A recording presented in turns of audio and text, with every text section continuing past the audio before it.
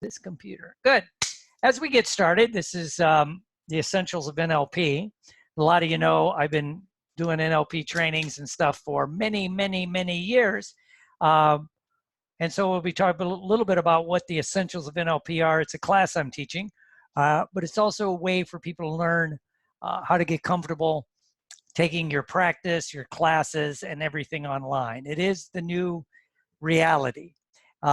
We've been working on that in my thing about take your NLP online, take your NLP business online, about how to do your therapy. That part's not that hard. How to do a class or a meeting and things like that. And a lot of it's just practice. And we're all learning together because they keep changing everything as we're doing this on the fly.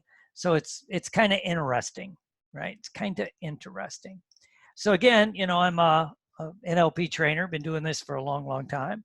I taught the first home study NLP course. That was back in the mid-90s. I did that. And it was a learning experience for me to do a home study NLP course. I created the first online class. I've been creating, not the first, but I've been creating online classes of various types in addiction treatment protocol, some other stuffs, since about 2012. So I've been in the game for a while. And some people would say I'm a super nice guy, right? I don't know if everybody would. Some, you know, it depends. So how to learn NLP without leaving home, which is what we're going to have to be working on in the near future. If you have a practice, you know, you're going to have to at least become comfortable with doing some things online, whether it's your therapy, if you're teaching classes. I was talking to a couple people.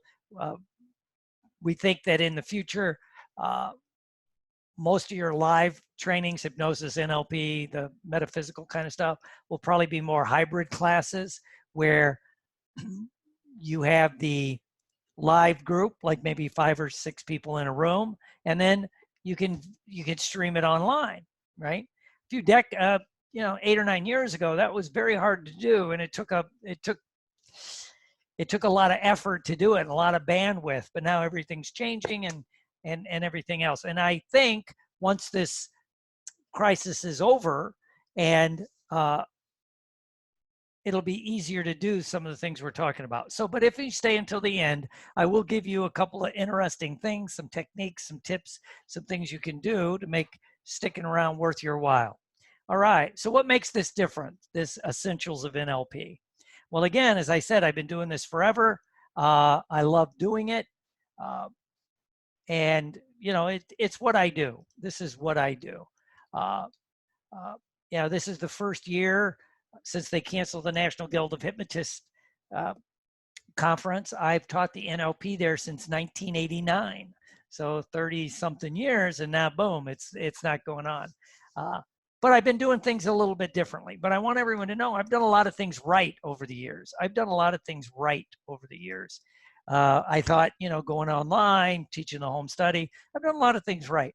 But to be honest with you, if I'm going to be self-disclosing, I've done a lot of things wrong.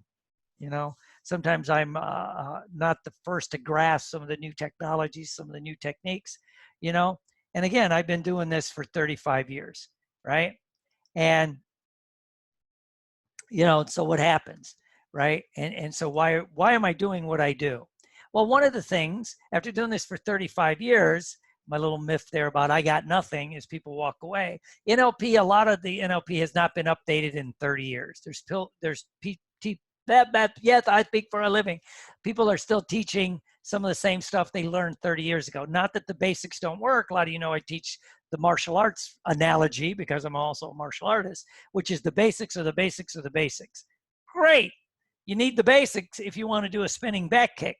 But a lot of people, they never move beyond the basic level. So, and a lot of the techniques have been updated, but people aren't doing that, right? Most NLP trainers don't do it anymore. They become a trainer and they don't do it anymore. And I always say that leads to being lazy, and it leads to teaching ineffective techniques and processes because you don't have to prove it, right? You don't have to prove it. And what I mean by that is, you know, if I have a class and I'm doing a technique, it might seem to work. But will that technique work with somebody that's not in my class, somebody that maybe hasn't read my book? Or, if I got 40 or 50 people in the room, there's what I call the power of the platform. It's why sometimes you'll go to a big conference, and especially some of the big name trainers, and you'll learn something really cool. You'll go back to your office, you'll try it. It doesn't work, right? And so again, if you're not doing it every day with people who don't give a shit who you are, they just want to stop smoking, lose weight, improve their golf game, whatever it is they're showing up for, anxiety and stress, you're not as effective. And again, as I said earlier, most NLP trainers have not updated their skills. And I understand how easy that trap is to fall into. So I discovered this the hard way. I've really discovered this the hard way. Of course, the good news is you get to cheat and get the easy way. So what's the hard way? 10 plus days training. When back in the late 80s, it kind of peaked at 21, 20, 28 day trainings, and there was a lot of reasons for that. Corporations would pay, if you work for a company or a mental health center, they'd pay for you to go away to a training. They cover your expenses, Trainings got, when I first started doing very short, fast trainings at like the National Guild, some of the hypnosis conferences, I caught a lot of flack. But one of the things was people were already hypnotists. Those original long trainings, those 21-day NLP trainings, were set up for people that had no skills as therapists. And I would always argue, if you've been a hypnotist, an alcohol and drug counselor, social worker, therapist, a lot of what they would do at that training is redundant, right? And so that's the hard way. And you get a lot of arrogant NLP trainers, because they have some cool tricks. And what begins to happen, and I always warn people, they confuse the magic with the magician. They think it's them. It's not the technique. It's not the hypnosis. It's me, and then they start believing. The other thing is being arrogant. They only hang around with their students. They don't have peers. They don't have something that people aren't looking up to them. And then they start repeating the lies. Repeat the lie, repeat the lie. And even when it's been disproven, they still do it. My example of that, excuse me, is I just saw it, someone posted again. They were doing a talk and they talked about, well, everyone knows that most of your communication is nonverbal. And they did the 55, whatever that thing is. That is not true. It is a lie. The guy that came up with it said it was taken out of context. That, only 7% of your communication is verbal. And, his exact words were, that's bullshit. It depends what you're doing. A lot of your communication is verbal. If it didn't, words really wouldn't matter, right? So why would we be enthralled with a Barack Obama or a Bill Clinton or Martin Luther King giving a speech? It's the words. Yes, it's, even if you just listen to it, it's moving, right? But still people are repeating the lies. I fell into that, that whole, 55% whatever, right? But can you accept new information? And the biggest hard thing people don't do is they don't use NLP to teach NLP. And again, they're learning outdated techniques, so they're teaching outdated techniques. So if you want to learn the NLP the easy way, if you want to learn is the easy way, I can tell you that in the last 30 years, about 30 years ago, I teach the traditional NLP. I had longer trainings and that. And what I began to notice is it really didn't work, right? First of all, my niche market, even when I first got trained, were alcohol and drug counselors. They understood basic counseling techniques, they understood a lot of the basics things. Then I started teaching at the hypnosis world. And when I first got started, the hypnosis world and the NLP world hated each other. There was no overlap. It was big drift, right? So, and things have changed, and especially in the last decade and a half, where a lot of the things like rapport techniques, mirror matching, eye accessing cues, submodalities, all the things we teach in NLP now, that are now taught in basic hypnosis classes that weren't taught 15 or 20 years. It's still not in some of the old manuals, or, not to make fun of some of the groups that still use old manuals, but they use old manuals and they don't have that information in it. But most of us know, like the mirror and the matching, the submodalities, the eye accessing cues, how to breathe, all this other stuff. So, again, if you're in a class, you can move beyond it. So, and again, results aren't typical. You know, most NLP trainers can't do this because they were not taught. When I first started doing short trainings, I still remember a person who will name unnamed, but they're a big wig in the NLP world, told me that that's impossible to do, to teach a class like in 4 or 5 days. I said, no, it's possible for me. It's impossible for you because I'm competent. And, you know, and I don't care, you know, what do I care? Anyway, 3 secrets. This is what we're talking about real quick, right? What are some of the secrets? Keep clicking people in. The first secret, of course, is NLP is not updated. You know, we'll give an example of that in a moment. Trainers can be incompetent, right? And they just are. You know, they're using infactual or information that's not current, yada yada yada, and again, not using NLP to teach NLP. So not, what do I mean by not updated? In the traditional NLP world, when I first learned NLP, and you know, when dinosaurs roamed the earth, they had a technique called this. There's still out there, the swish pattern, and what the swish pattern is, it has to do with moving from an associated problem state to a disassociated solution state. It's quick, it's easy. Well, the traditional one generally was, you have someone like get an associated picture of the problem, like holding a cigarette. Okay, I could see that, right? And then you get the disassociated picture of you at your very best. Great, it's easy to do, right? And then you'd have them close their eyes, get the associated picture, put a dot in the middle. It would open up like the shutter of a camera. Whoosh, and when it opened up, then you would see the ideal self, you at your very best. Great.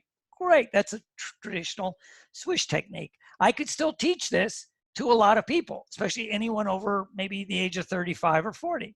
Okay? If you tried to teach this to some young people and you said, open it up like the shutter of a camera, what? Right? You know, so in fact, where I came up with the computer swish technique because I was doing this with a kid. This was about 10 years ago, sitting in my office, who smoked. He played high school football.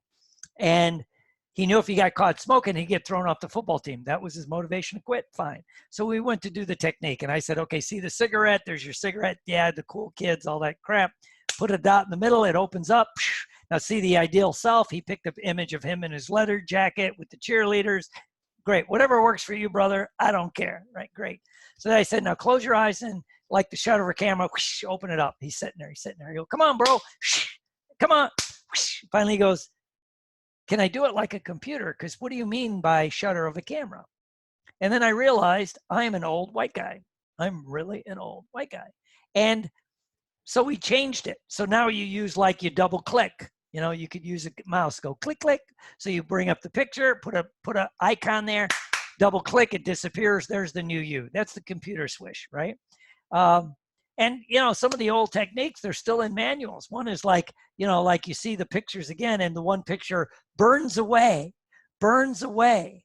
like the TV show Bonanza. Jesus Christ, if you're under 60, you do not know what the hell the TV show Bonanza is, right?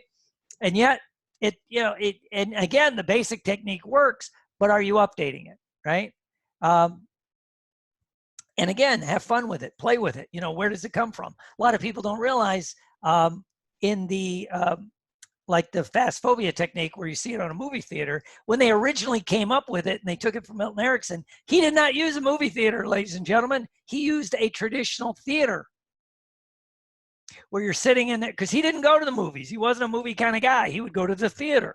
And he would watch I mean, like that's my other hobby is acting. So, you know, it's like there's actors. And he goes, so you're, you know, and then someone, I think it was Bandler, no, I think it was David Gordon, who also wrote screenplays, kind of changed it from the theater to the movies. So you need to update, and are people updating the stuff, right? I don't know.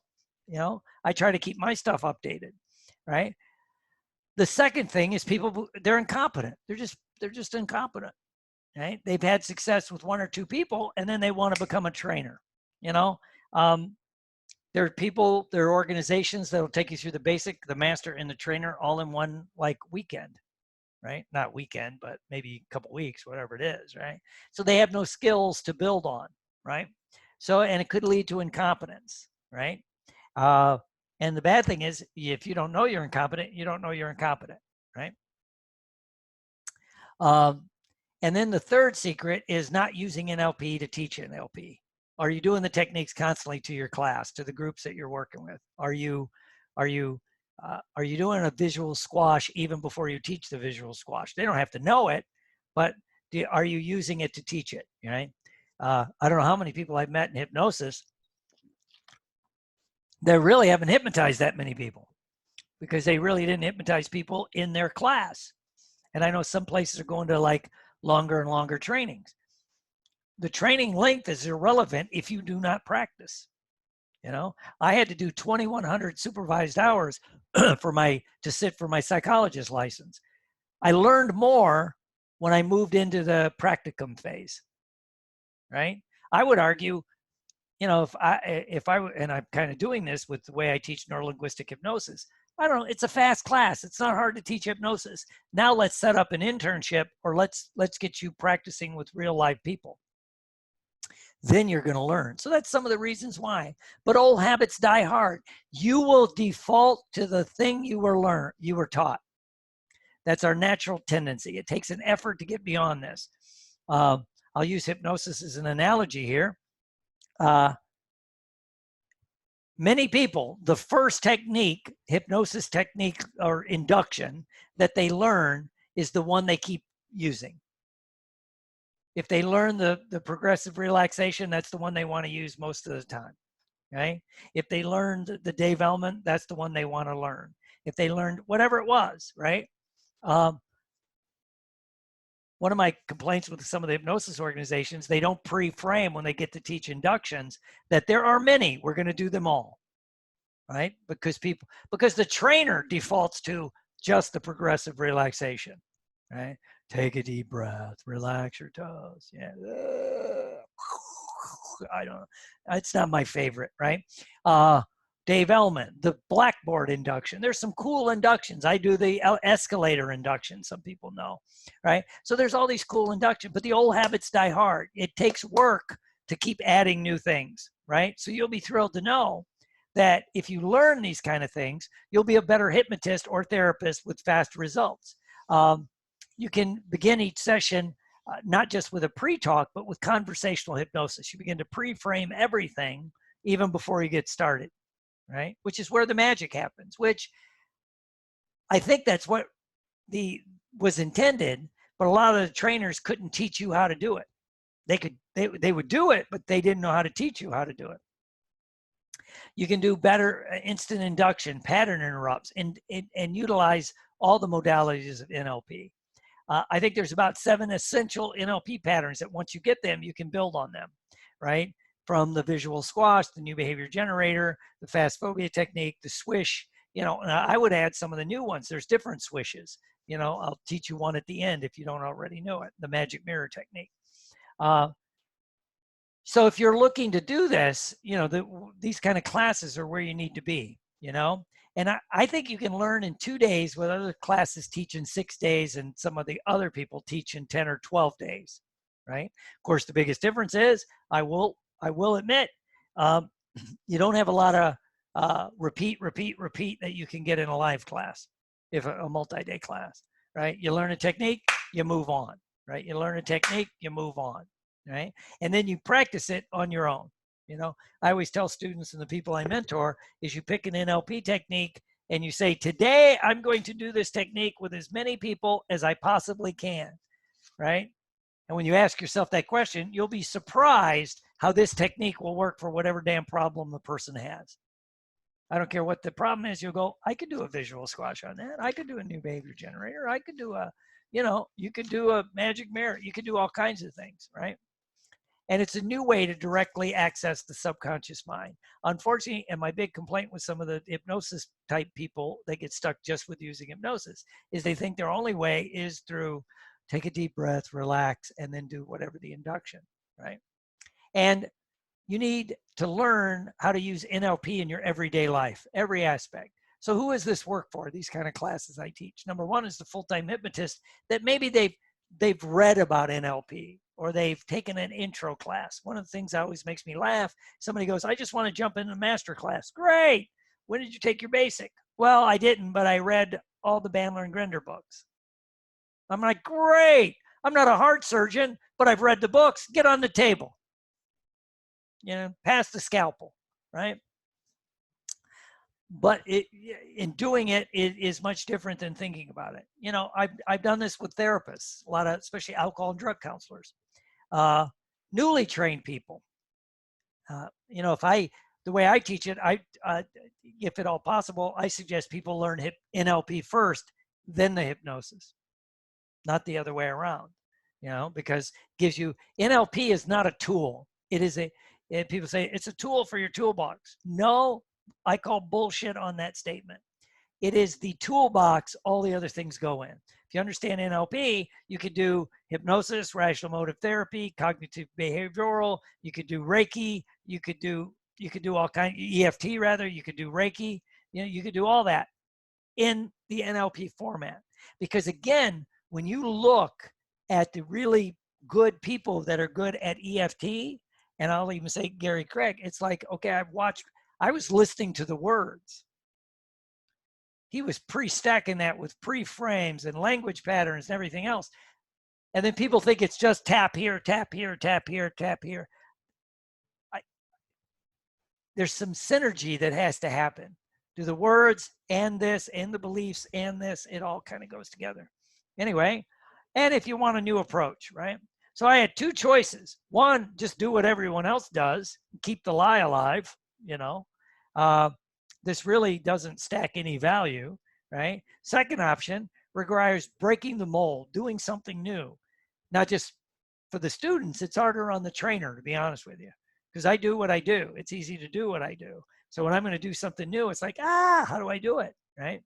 And and the great thing about what we're doing when we do things like in a hybrid session, we're going to have some live people in the room and then do it via like Zoom also, is it's able to devote more resources to helping people become more successful. You could do Zoom follow-ups, you could do all kinds of stuff, right? So, this is a class I taught when I did a live version of this in January, before the bullshit, hit the fan, right? I got to go to Atlanta and teach at a hypnosis school, basically. And so we had like, I don't know, whatever that is, like 10 people total, hypnotists. A couple had some NLP training, but I said, give me a shot. We'll try it differently. And I have a bunch of testimonials up on the website and other places that came from this class, right? So if you decide to do something like this with me, like my basic NLP, if I was doing a traditional 4 or 5 day basic, that's $14.97, right? I teach waking hypnosis as part of it because I'm beginning to get better at teaching it while I'm installing it. I usually do a little bit about addictions. I like to do follow-ups, and the great thing about Zoom, I can do follow-ups, right? And so, we could do this. But if all I did was give you new skills, would it be worth it in investing your time and your effort? If I taught you some cool new techniques, would it be worth it? If I gave you self-confidence, would it be worth it, right? And again, by my own admission, I'm the world's leading NLP trainer. It's funny, I was at a conference and, this was on my banner or something, and some guy comes up and starts giving me a hard time. And I'm like, well, I think the difference is we have a construct difference in our head, right? Have you ever met an elite athlete that wouldn't tell you they were the best at what they did? Right? Right?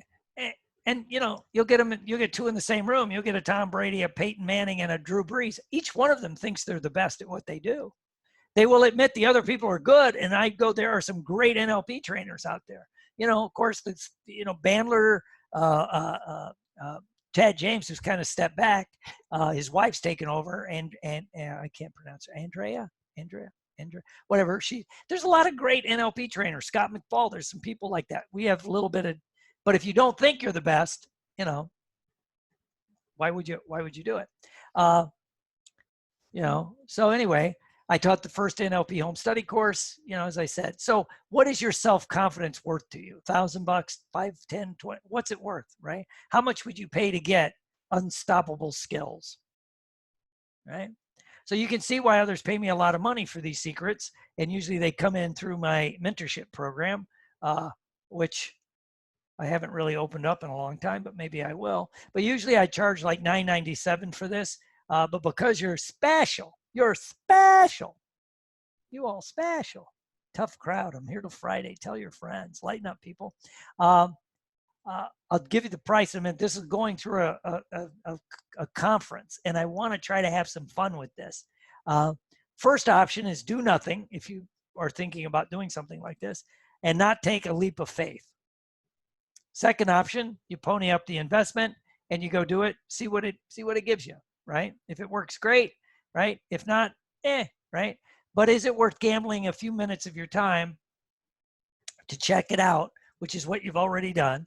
And if this can do half of what I claim, it'll pay for itself many times over. I'm doing this next class through Iact, the International Association of Counselors and Therapists. And we're doing it virtually because they had to cancel their conference, which is like next week on the, their conference. And I was scheduled to teach, and I'm teaching at the conference. And I was going to teach the 2-day Essentials of NLP as a pre-conference class. Well, they've decided after some nudging to go ahead and try to do it, not try, we're going to do it online, right? We're going to do a virtual NLP class. I said, I think we could do it. So it'll be fun. So if anyone's interested, go to iact.org, right? Because I'm not even sure what they're doing with the prices right now. I don't know, but we're, if you want to think about it and try it, all the contact info, I should have their phone numbers. My mistake is just go to iact.org, International Association of Counselors and Therapists, and they're also the same organization as the International Medical and Dental Hypnotherapy Association, which I've been a lifetime member of both. So it's going to be fun if you decide. If not, that's okay. But right. But there's a tale of two people: the kind of person that just thinks about doing things, and then there's the kind of person that doesn't. Right. If you get stopped, and one of the things going on right now with the lockdown is people aren't taking enough action. I think what I'm going to have to launch, by the way, you all can help me when the lockdown ends. I want to relaunch my No More Social Media Addiction program.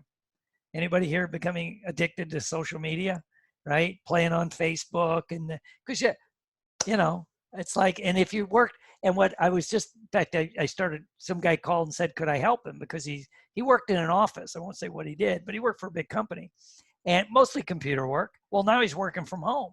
And he goes, when I worked at the office, I couldn't get on Facebook. I couldn't get on YouTube because they were going through the system server and they blocked. I remember, I'm old enough to remember when companies started installing those blocks so you couldn't go to Facebook and you couldn't do this, right? So he goes, now, he goes, I can be doing some of my work, like he does customer service, and yet on this screen over here, I'll have Facebook open. And he goes, I'm getting addicted to it, In fact, I know him from the addiction world. So I think it's kind of funny. And I'm falling into it, right? Of course, you're talking to a guy that just posted a video of him in a Darth Vader mask doing a public service announcement, right? On Facebook. But anyway, there's two people: those that think about taking change or blame the world, or those that take change and grasp it and go try to do something, right? So if you don't sign up for this, what happens? You stay stuck. You get no new skills. You get left behind, right? And I'll tell you, I'm nothing special. I was blessed beyond my wildest dreams to stumble into this world. I stumbled into it as a result of an addiction myself. I couldn't quit drinking. I went through treatment. I wasn't doing really good. Then someone introduced me to hypnosis and NLP techniques. Then the treatment I went through started to make sense. My whole life started to change, and the rest is history. So I'm nothing special. You know, I'm not really that good at internet marketing, right? Or pressure sales, but I can still teach NLP. And I'm kind of excited to begin to morph it into more online teaching and do some of the things uh, that is coming down the pike, right? You can scream at the darkness or you can light a candle and embrace the light. That's your only two choices. Right before this happened, I remember I had some friends that were bitching. I'll never use self-checkout at the grocery store or at Walmart. I'll never use self-checkout at Walmart or Toyota because you're taking somebody's job. Now they prefer self-checkout, right? So things are going to change, and you either change with them or you get left behind, right? Always remember the Blockbuster analogy, right? Blockbuster, multi-billion-dollar company, largest in the world, and they disappeared within 24 to 36 months because they couldn't embrace the change, right? And so some of this, and I'll close with where we're starting to hear talk about what's going to happen when we come out of this and we go back to normal. I will dare say we'll never go back to normal.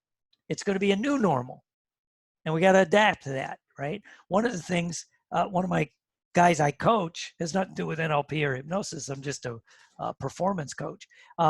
He's real big in real estate, and they're already projecting a 30% or more drop in the need for office space. I wonder why. A lot of guys that used to hate home, you go, well, you can work from home. I want you to work from home, right? So I don't need 20 cubicles. You know, my daughter's a cybersecurity expert. She was in the Navy for 10 years doing that. Now she works for a company. She's worked from home for the last 5 years, right? And she was saying this was coming anyway. So anyway, so whatever the new norm is, we're going to be in it together, right? And I'm not good at BS, by the way. You know, I'm pretty good at spinning a tale at times, but one of my defaults is I usually call the BS. I think they're charging $397 for this class. I'm not sure. You have to ask Iact. Maybe they'll work deals. I don't care because, hey, they got no expense now. We're not sitting in a hotel in beautiful Orlando, which is, you know, I like because it's only 2 hours from my house. So anyway, if you want, contact Iact. And the class is the 22nd and 23rd, which is next Wednesday and Thursday, here on beautiful Zoom. But it has to go through them. And I don't know how we're doing it yet, to tell you the truth. A lot of this, to me, it's kind of fun. It's uncharted territory, right? It's you know, it's like ranger training. You know, you adapt and you improvise on the fly, right? And you know what makes you adapt and improvise very good? Live gunfire. Live gunfire. I've been there. Focuses your attention like nothing I've ever seen, right? And so you can adapt and do that. And as my friends in the Navy SEALs would say, yesterday was the easy day, you know? So let's have some fun with this. So if you're interested, contact Iact, reach out to me. We'll work something out. We'll have some fun with this. And I'd like to thank you for joining me on this little webinar. Let me stop the recording. Hold on.